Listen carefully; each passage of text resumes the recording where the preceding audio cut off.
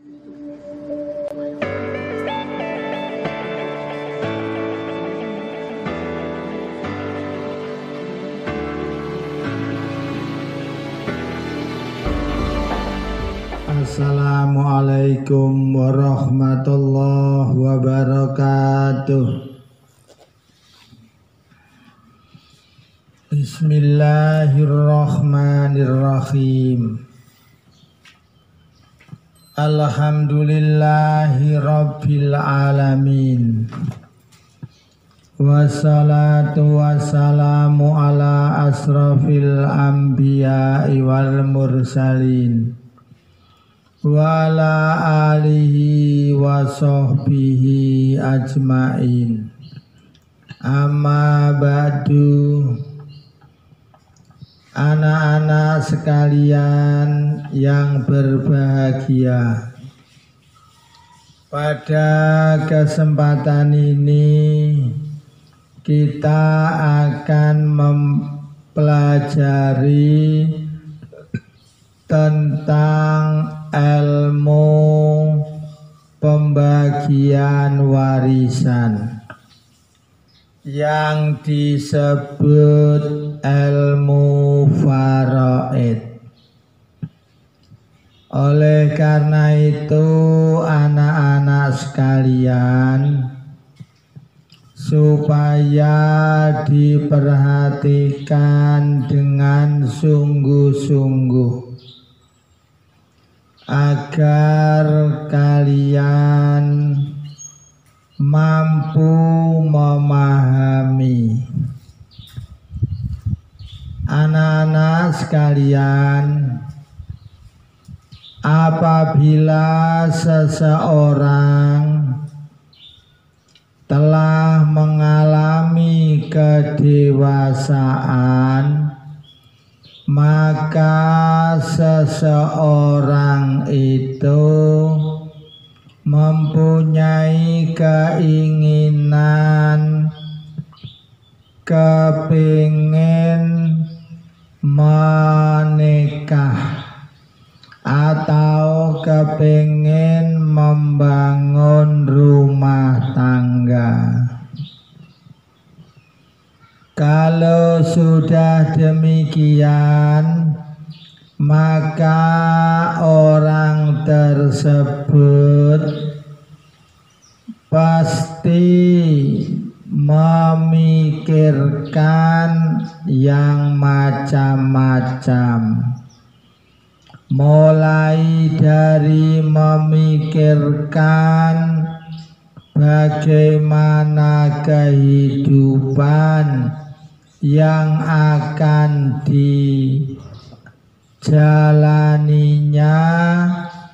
dan juga bagaimana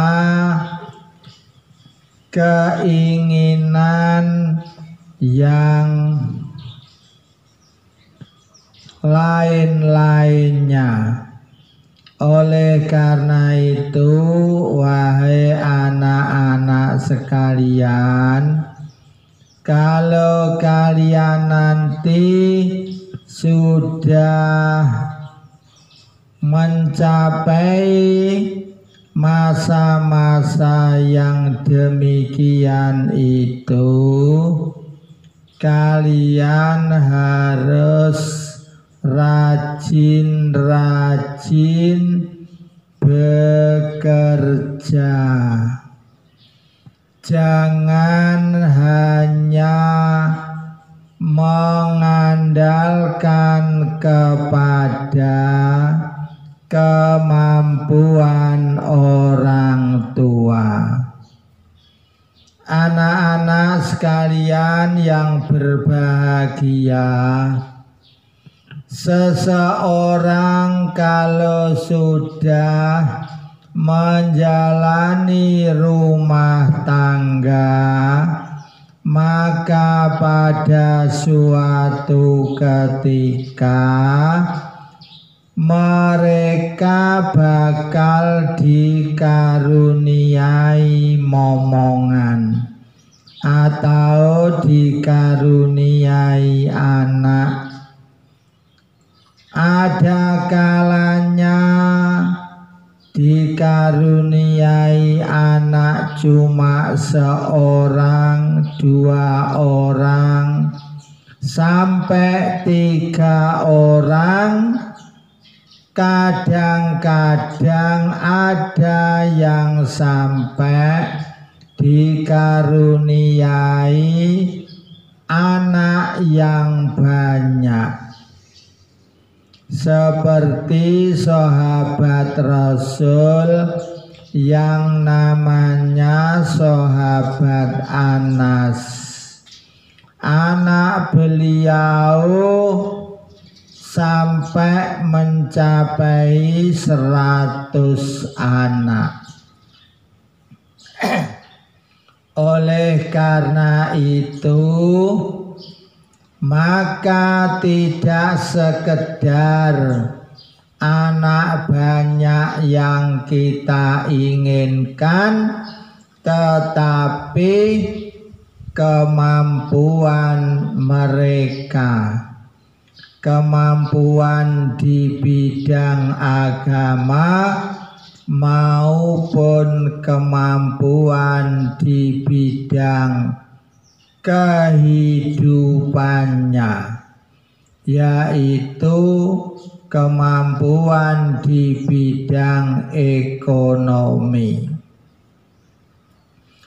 Kemudian anak-anak sekalian, kalau kita sudah mempunyai beberapa anak, maka yang harus kita siapkan adalah bagaimana apabila kita mati.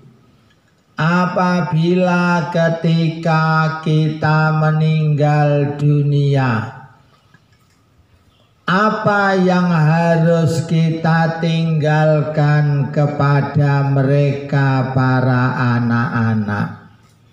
Oleh karena itu, wahai anak-anak sekalian, betul-betul kalian dituntut rajin bekerja untuk ninggali anak-anak kita nanti.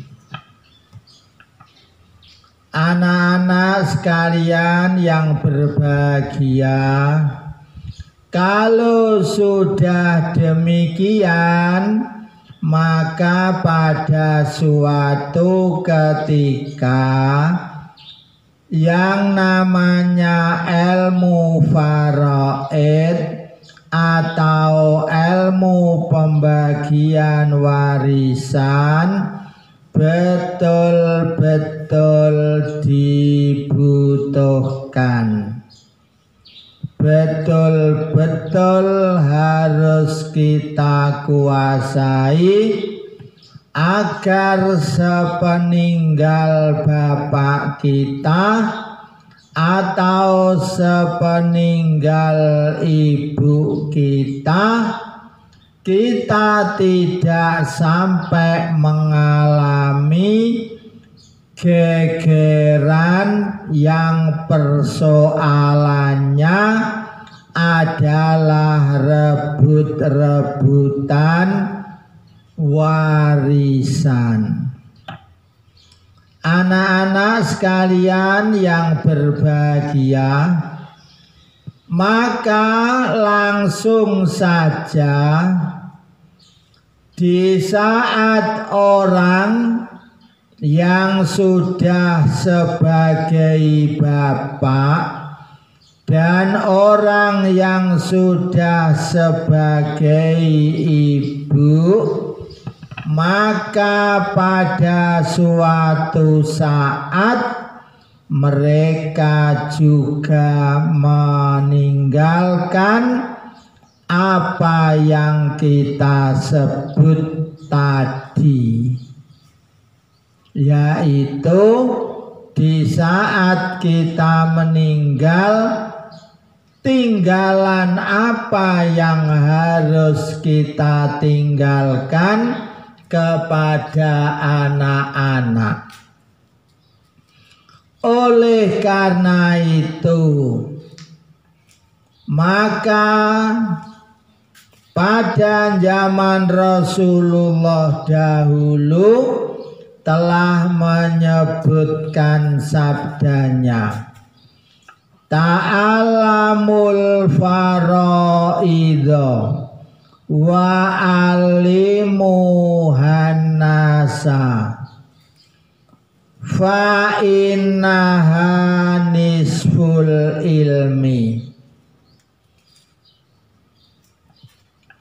Pelajarilah ilmu faraid dan ajarkanlah kepada orang lain, karena ilmu faraid itu mempunyai nilai separuh dari pengetahuan-pengetahuan. Anak-anak sekalian yang berbahagia, sekarang ini kita akan mempelajari bahwa apabila ada orang mati, apabila ada orang meninggal, maka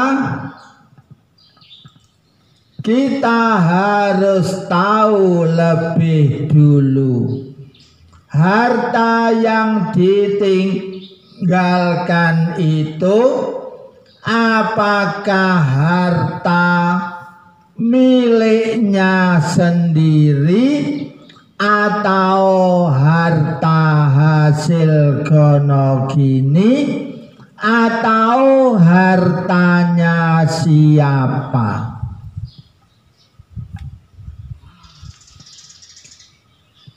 Oleh karena itu, yang pertama, manakala ada orang meninggal, ada kalanya pertama harta yang ditinggalkan itu adalah betul-betul harta miliknya sendiri.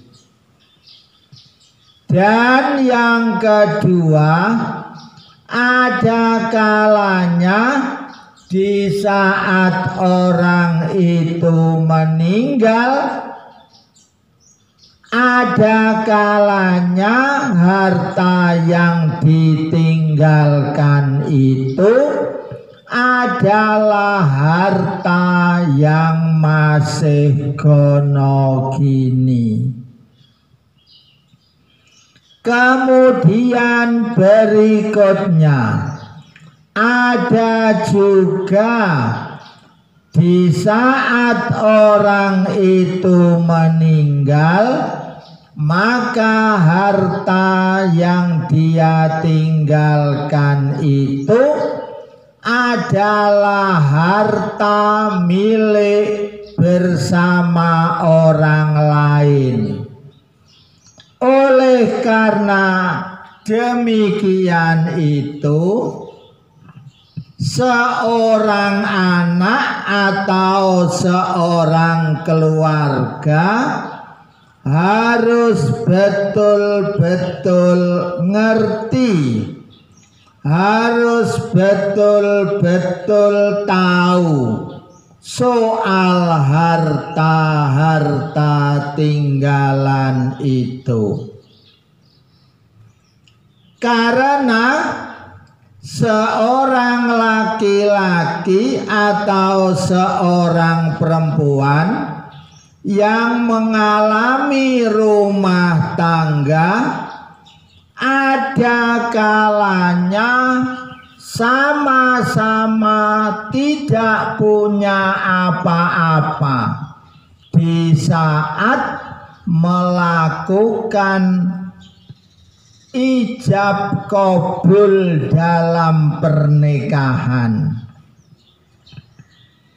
Dan ada kalanya pula di saat belum menikah ada yang sudah mempunyai harta. Dan ada pula yang di saat belum menikah tidak mempunyai apa-apa, tetapi setelah menikah mempunyai hasil usaha yang melimpah, yaitu hasil yang diusahakan oleh si laki-laki dan oleh si perempuan yang jadi pasangannya.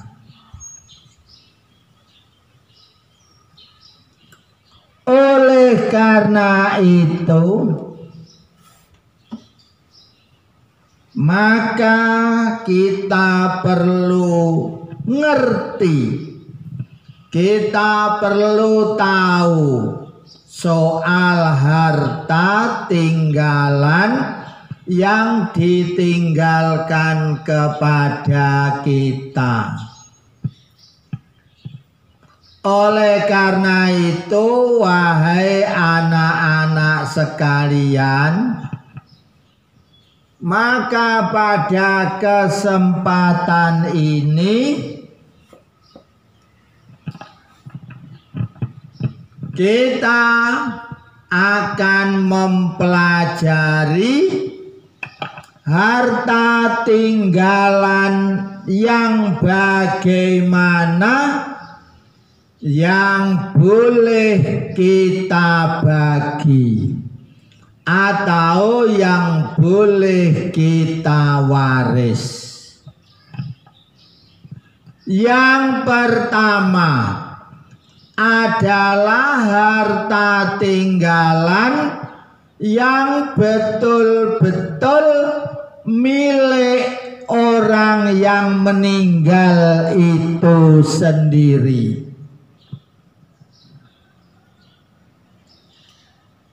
Karena kita sebagai anaknya, kita sebagai keluarga yang sebagai ahli warisnya, maka kitalah yang bakal menerima harta tinggalan itu semua. Oleh karena itu, kita harus tahu betul harta tinggalan yang mana yang boleh harus kita terima. Yang pertama yaitu harta yang betul-betul milik keluarga kita yang telah meninggal itu. Kemudian kalau harta itu adalah harta hasil gonogini, yaitu yang dihasilkan oleh bapak kita dan juga dihasilkan oleh ibu kita, maka setelah salah satu bapak atau ibu yang meninggal, maka harta gonogini itu harus diselesaikan lebih dahulu. Jangan sampai harta gonogini belum diselesaikan, anak-anak sudah berebut harta warisan. Kemudian berikutnya, apabila harta itu milik bersama orang lain, maka juga harus diselesaikan. Jangan kemudian harta masih menjadi milik bersama antara orang yang meninggal dan orang yang lain, belum diselesaikan, sudah kita lakukan rebut-rebutan. Kemudian masih banyak harta-harta tinggalan, itu tidak boleh kita waris lebih dahulu, melainkan harus kita teliti. Apakah harta tinggalan itu sudah tidak ada kewajiban? Misalnya orang yang meninggal, di saat meninggal ternyata orang tersebut mempunyai hutang yang banyak.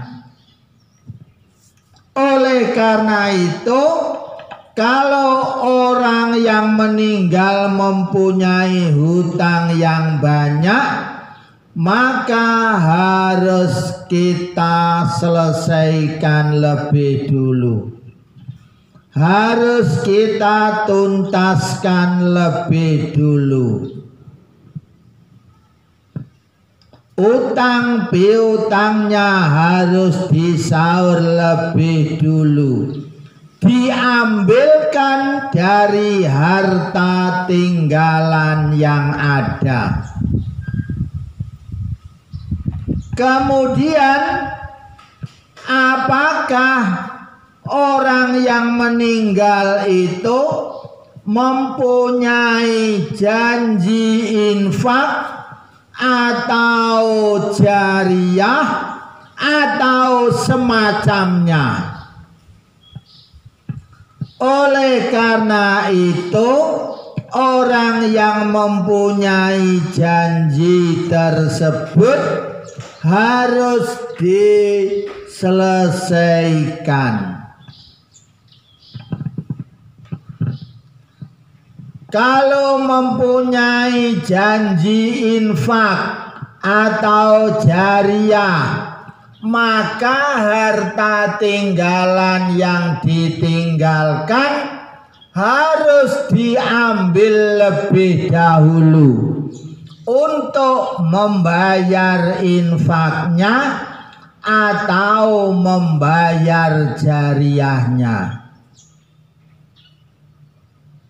Kemudian di saat orang yang meninggal itu, di saat pemakaman, siapa yang bakal menanggung biaya pemakamannya? Maka kalau ada yang menanggung, alhamdulillah.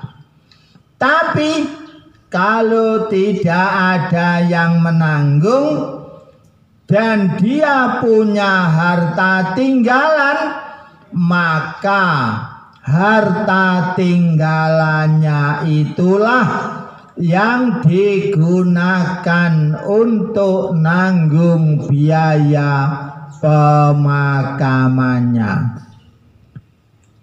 Iya, kalau orang yang meninggal di suatu desa, insya Allah lahan yang bakal digunakan untuk pemakaman tidak usah membeli. Tapi kalau orang yang meninggal itu di suatu daerah perkotaan, maka tiap-tiap lahan yang bakal digunakan untuk pemakaman pasti harus membeli lebih dahulu. Jadi gampangannya, kalau ada orang meninggal, maka di samping kita harus neliti harta tinggalannya apa saja, maka kita juga harus neliti kewajiban apa saja yang menjadi tanggung jawabnya. Pokoknya harta tinggalan yang akan kita waris-waris itu harus betul-betul harta yang bersih, harta tinggalan yang bersih, sudah tidak ada tanggung jawab apa-apa. Anak-anak sekalian,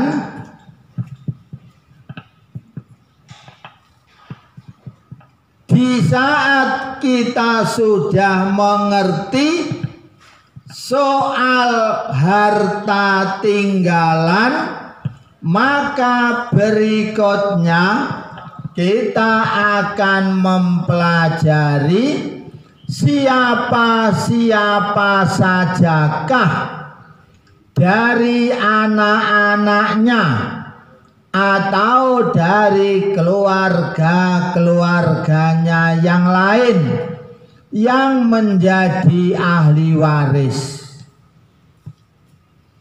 Sebab ahli waris itu adalah orang yang bakal menerima harta warisan.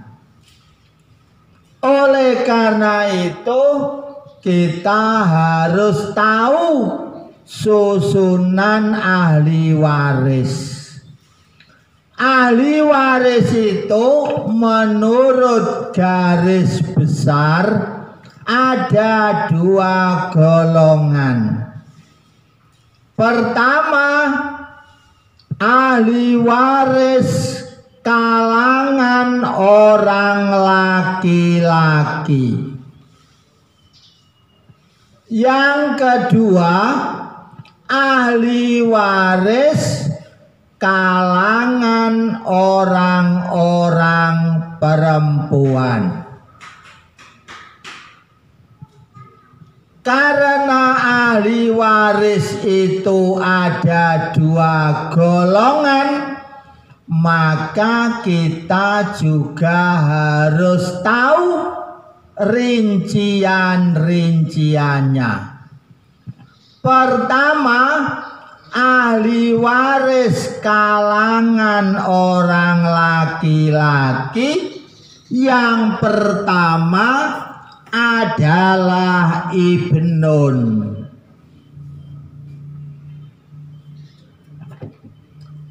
Artinya ibnun adalah anak laki-lakinya orang yang mati. Jangan lupa yang dinamakan ahli waris itu orangnya adalah harus masih hidup. Orangnya harus masih hidup. Yang sudah mati tidak usah dihitung. Jadi saya ulangi, yang pertama adalah ibnun. anak laki-lakinya orang yang mati,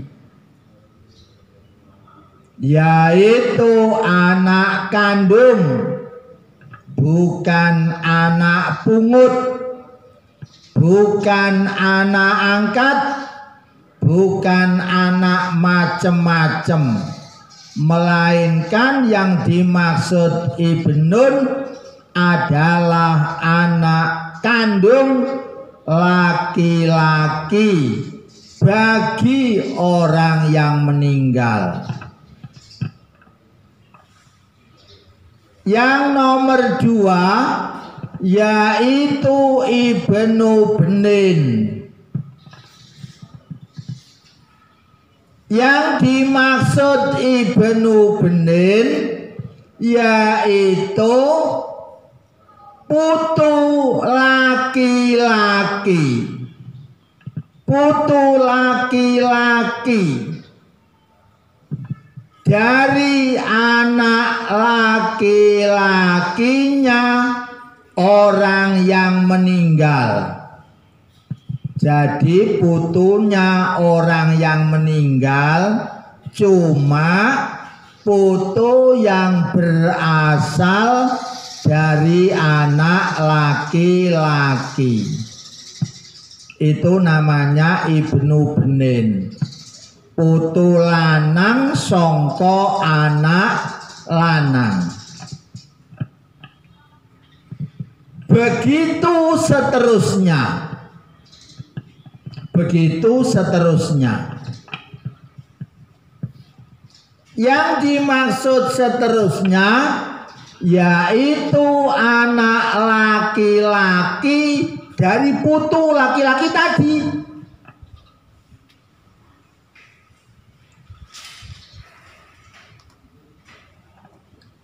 Yang pada zaman dulu pernah disebut buyut. Jadi pada zaman dulu disebut buyut. Tidak hanya berhenti sampai buyut, tetapi sampai seterusnya. Kemudian ahli waris laki-laki berikutnya yaitu abun. Yang dimaksud abun adalah bapaknya orang yang meninggal.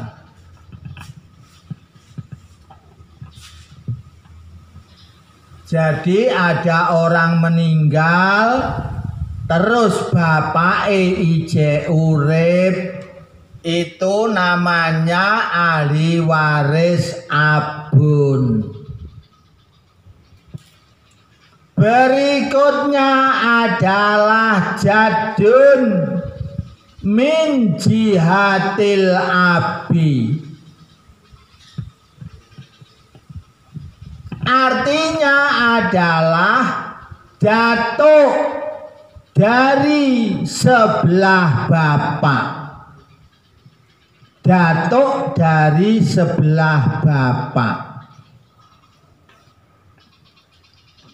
Tiap-tiap orang itu pasti mempunyai datuk dari bapak, juga punya datuk dari ibu.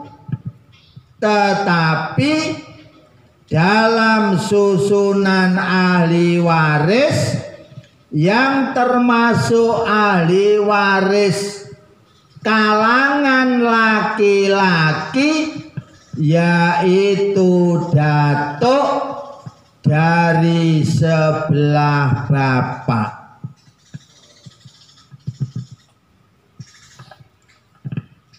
Kemudian berikutnya, kalau misalnya di atas datuk masih ada orang laki-laki, juga masih bisa masuk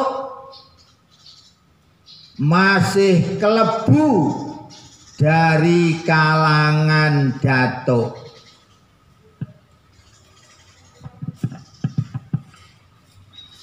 Kemudian berikutnya akhun sakik, artinya adalah saudara laki-laki sekandung, yaitu saudara laki-laki tunggal bapak, tunggal ibu. Itu namanya saudara laki-laki sekandung.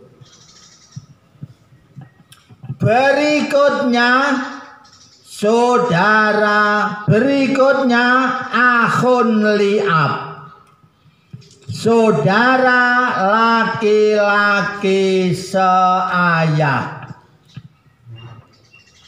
Yang dimaksud saudara laki-laki seayah yaitu saudara laki-laki yang hanya tunggal bapak lain ibu.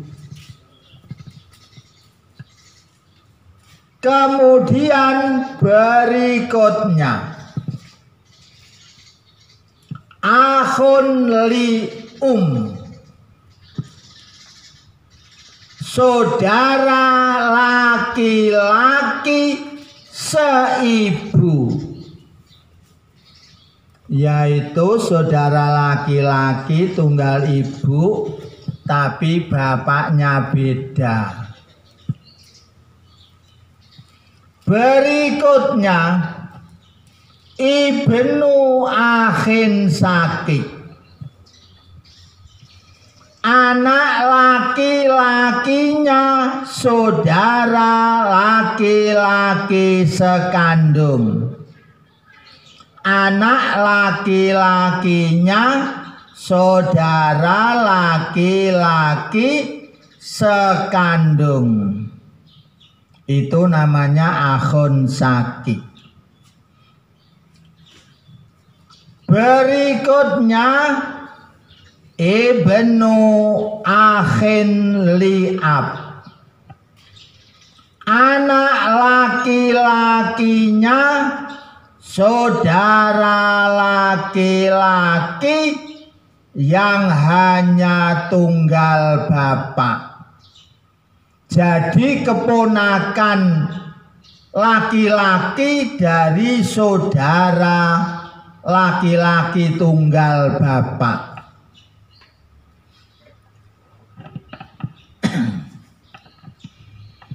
Berikutnya adalah amun sakik. Yang dimaksud amun sakik yaitu paman sekandung. Yang dimaksud paman sekandung yaitu orang laki-laki saudara sekandungnya bapak. Jadi misalnya aku punya bapak, lalu bapakku duwe dulur lanang sekandung. Dialah yang dinamakan amun sakik. Berikutnya adalah amun li'ab, paman seayah. Paman seayah itu adalah dulure bapakku sing lanang, tapi dulure bapakku cuma tunggal bapak. Itu jenenge paman seayah. Selanjutnya adalah Ibnu Amin Sakik, anak laki-lakinya paman sekandung, atau cara Jawane misanan. Misanan seperti Nabi Muhammad itu anaknya Abdullah. Terus Abdullah punya saudara laki-laki jenenge Abu Thalib. Abu Thalib punya anak laki-laki namanya Sayyidina Ali. Oleh karena itu Nabi Muhammad dan Sayyidina Ali itu adalah misanan. Itulah yang disebut Ibnu Amin Sakik.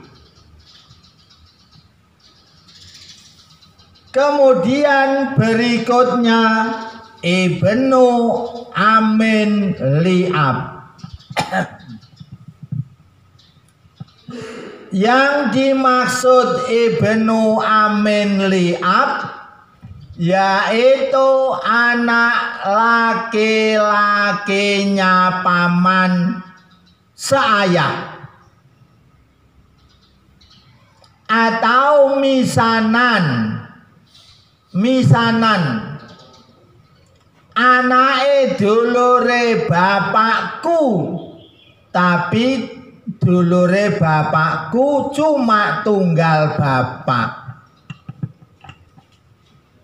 Iku jenenge Ibnu Amin Li'ab. Berikutnya adalah Zaud. Berikutnya adalah Zaud. Zaud adalah orang lain yang jadi suami. Zaud itu orang laki-laki lain tapi jadi suami. Seperti saya dan istri saya. Saya dan istri saya ini asalnya saya ini orang lain. Ketika saya sudah menikah dengan istri saya, lalu saya disebut Zaud. Kemudian ahli waris berikutnya adalah Mu'tik. Ahli waris berikutnya adalah Mu'tik. Yang dimaksud Mu'tik yaitu orang laki-laki yang telah memerdekakan seorang budak. Setelah budak yang dimerdekakan jadi orang kaya, kemudian meninggal lebih dahulu, maka orang yang dahulu pernah memerdekakannya itulah yang disebut Mu'tik. Maka orang yang disebut Mu'tik bisa masuk menjadi susunan ahli waris. Pada zaman Rasulullah dahulu memang begitu. Di zaman Rasulullah dahulu banyak orang yang jadi budak. Dan orang Islam dibolehkan mempunyai budak.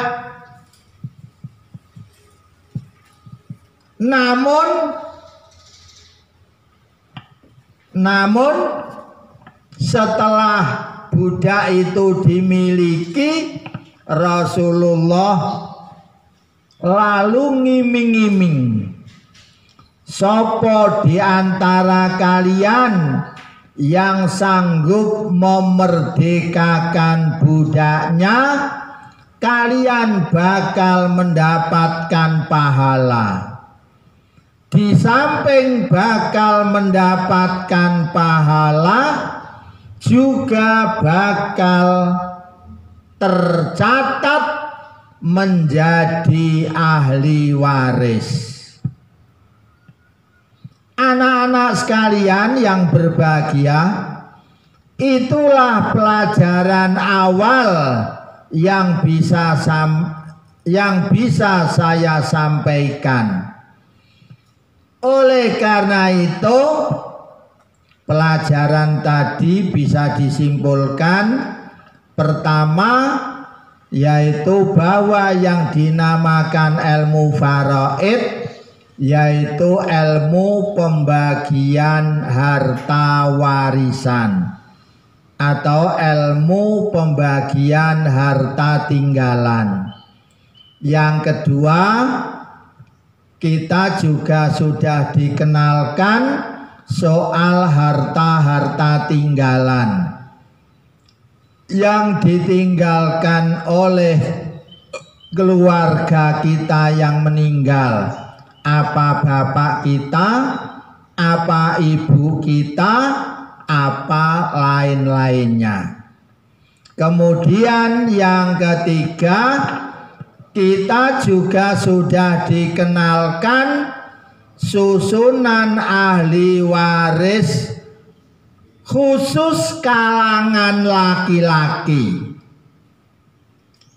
Sedangkan susunan ahli waris kalangan perempuan insya Allah akan kita lanjutkan di saat-saat berikutnya. Demikian, akhirnya sebelum saya tutup, nanti barangkali ada yang kepengen tanya, silahkan bertanya. Akhirnya, wassalamualaikum warahmatullahi wabarakatuh.